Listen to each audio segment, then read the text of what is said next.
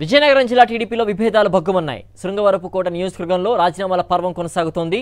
కోళ్ల లలిత కుమారికి టికెట్ కేటాయించడంపై కార్యకర్తలు ఆగ్రహం వ్యక్తం చేస్తున్నారు. టీడీపీ ఆఫీస్ ఎదుట గొంపకృష్ణ వర్గీయులు నిరసన వ్యక్తం చేశారు. ఆఫీసుకు రంగులు వేసి నిరసన తెలిపారు. స్వతంత్ర అభ్యర్థిగా బరిలో ఉంటానని గొంపకృష్ణ స్పష్టం చేశారు. చంద్రబాబు, లోకేష్ ఫోటోలతోనే ప్రచారం చేస్తానంటూ హెచ్చరించారు.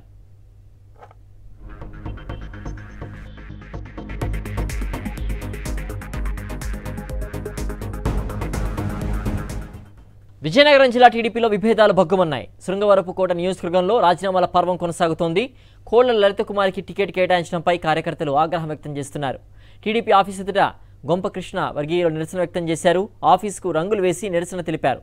స్వతంత్ర అభ్యర్థిగా బరిలో ఉంటానని గొంపకృష్ణ స్పష్టం చేశారు. చంద్రబాబు, లోకేష్ ఫోటోలతోనే ప్రచారం చేస్తానంటూ హెచ్చరించారు.